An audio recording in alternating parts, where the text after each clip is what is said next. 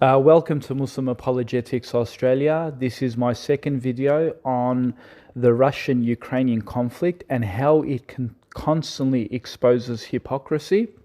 And we're going to see another level of hypocrisy. You see, when it comes to secular liberalists, they always like to have a go at Islam.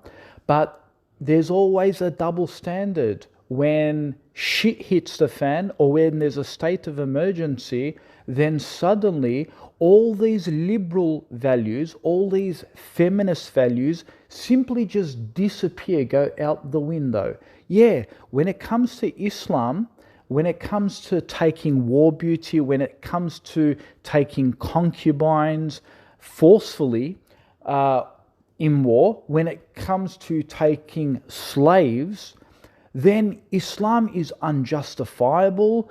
It's against human values, it's against secular liberalism, it's against democracy, it's against feminism, despite, Islam making some good arguments why that, say, in a state of emergency, that it takes slaves or it takes concubines, because you got to understand that when Muslims are in the minority and the enemy comes, you can't just take these prisoners of war and let them go.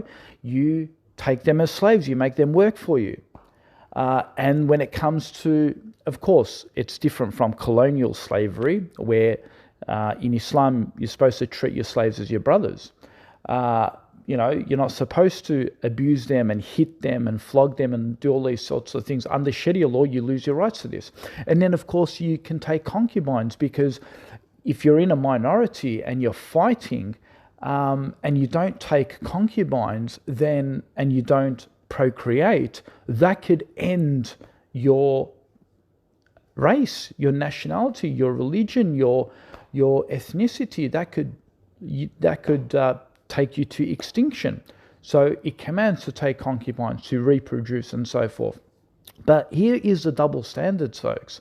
All of this is irrational. All of this is, against democracy, against secularism, against liberalism. All of it's against feminism. But here is the irony. When Ukraine has a state of emergency, folks, it literally takes its citizens as slaves. It imprisons them in its own country for its own survival. It basically kidnaps its own countrymen. Ukrainian males aged between 18 to 60 are now banned from leaving the country. Despite Ukraine allowing its members to flee, its citizens to flee the country, it tells them that, you should leave the country because we're going into war. It makes an exception for those people, but for Ukrainian males aged between 18 to 60, no.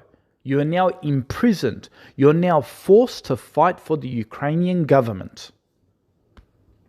Where is democracy? Where is liberalism? Where is secular, liberal, leftist values? Did it just disappear? This was mentioned by Vice Media. Vice Media is pro-liberal. And you go through their article, not once do they condemn the Ukrainian government for doing this. It suddenly becomes justifiable that a country can force its own citizens to fight its war. And the double standard here becomes even more prevalent. These people that talk about, Islam does not believe in equal rights between men and women. Islam does not believe that when women are at the same position as men.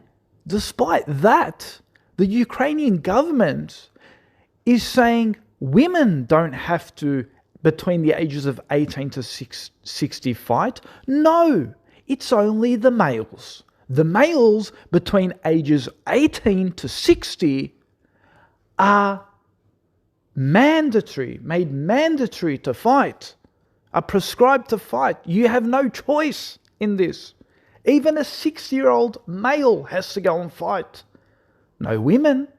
Women are not made a condition to fight? No. So what happened? All of this feminism just went out the window? It only takes one instance of a national emergency to debunk their whole theory of feminism, of secular liberalism and equal rights. Where are these feminist campaigners saying, oh, the Ukrainian government is being very, very sexist. Why aren't they forcing women to do a military obligation as well? Why have they suddenly become silent? Where are these worldwide rallies and protests condemning the Ukrainian government for sexism? Oh no, but of course they'll be quiet because now your life is in danger. Let's just make the men go and fight the war, right? Let's not have women defending. No, it doesn't have to be mandatory. So when it becomes really tough, you close your mouth. When it's about your own life, then you shut your mouth, right? Right? Isn't that right? Here you go. A Ukrainian man is saying goodbye to his daughter.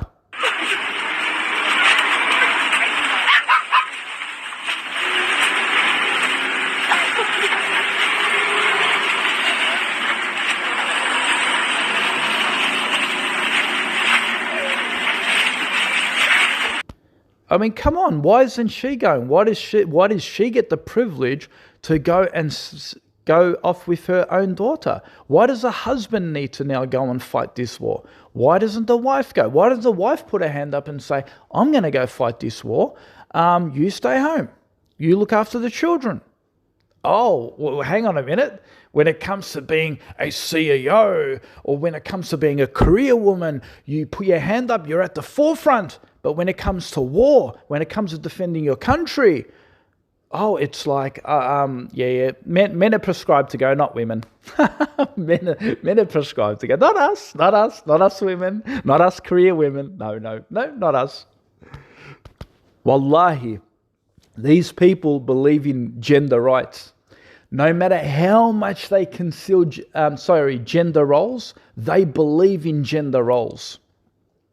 They believe in gender roles more than Muslims believe in it when it becomes a state of an emergency, right? And this is the double standards.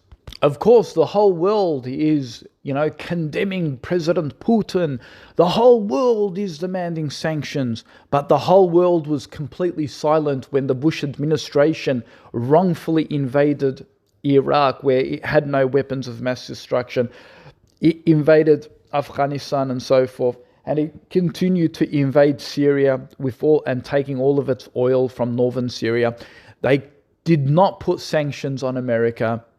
And what is even going to be even more hypocritical, the European nations have constantly said that we need to open our borders because there's going to be at least 4 to 5 million displaced Ukrainian refugees, but we will see if they are treated in a humanitarian manner, in a dignified manner, or will they be treated like the way Syrians were treated when they were running to Europe, where they were shot in the sea, where they were drowning in the sea because the European nations were refusing to open up their borders.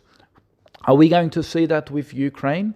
No, you're not going to see that with Ukraine. Mark my words, everyone is going to open their doors with open hands, give them roses and flowers, and all of these nonsense about, we don't really have much room, we're overpopulated, we don't have enough money to support these people, we don't have enough money to support ourselves, let alone the Syrian people. But all of those excuses are going to go straight out the window.